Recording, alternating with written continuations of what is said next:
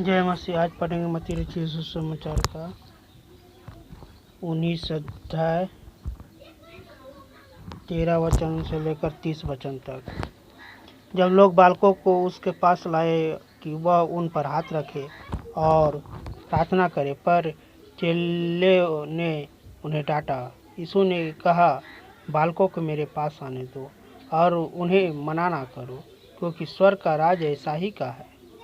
और वह उन पर हाथ रखकर वहां से चला गया।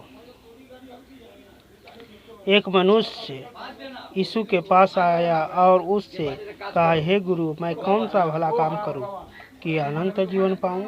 उसने उससे कहा, तू मुझे से भलाई के विषय में क्यों पूछता है? भला तो एक ही है, पर यदि तू जीवन में प्रवेश करना चाहता है तो आज्ञाओं को माना कर। उसने उससे कहा, कौन सी आज्ञाएं? यीशु ने कहा, यह कि हत्या न करना, व्यभिचारी न करना, चोरी न करना, झूठा गवाही न देना, अपनी माता और अपने पिता का आदर करना और अपने पड़ोसी से अपने समान प्रेम रखना। उस जवानों ने उससे कहा, इनमें से सबको तो मैंने माना है, अब मुझ में से किस बात की घटी है? यीशु ने उससे कहा, यदि तू सिद्ध होना चाहता है तो अपना माल बेचकर कंगालों को दे दे और तुझे स्वर्ग में धन मिलेगा, और आकर मेरे पीछे हो ले। परंतु वह जवान यह बात सुनकर उदास चला गया, क्योंकि बहुत धनी था।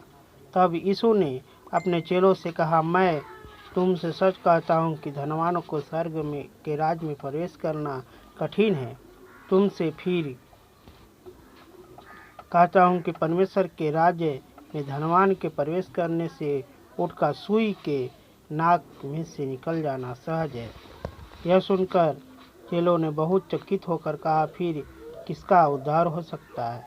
यीशु ने उसकी ओर देखकर कहा, मनुष्य से तो यह नहीं हो सकता, परंतु परमेश्वर से सब कुछ हो सकता है। इस पर पतरस ने उससे कहा, देख, हम तो सब कुछ छोड़ के तेरे पीछे हो लिया, तो हमें क्या मिला? यीशु ने उससे कहा, मैं तुमसे सच कहता हूँ कि सृष्टि के जब मनुष्य का पुत्र अपनी महिमा के सिंहासन पर बैठेगा तो तुम भी मेरे पीछे हो लिया हो। 12 सिंहासनों पर बैठकर इजराइल के 12 गोत्रों को न्याय करेगा। और जिस किसी ने घरों या भाइयों या बहन या माता पिता या बाल बच्चों या खेतों में मेरे नाम के लिए छोड़ दिया है, उसको 100 गुना मिलेगा और वह अनंत जीवन का अधिकारी होगा। परंतु बहुत से जो पहले हैं पीछे होंगे और जो पिछले हैं वे पहले होंगे। आमीन।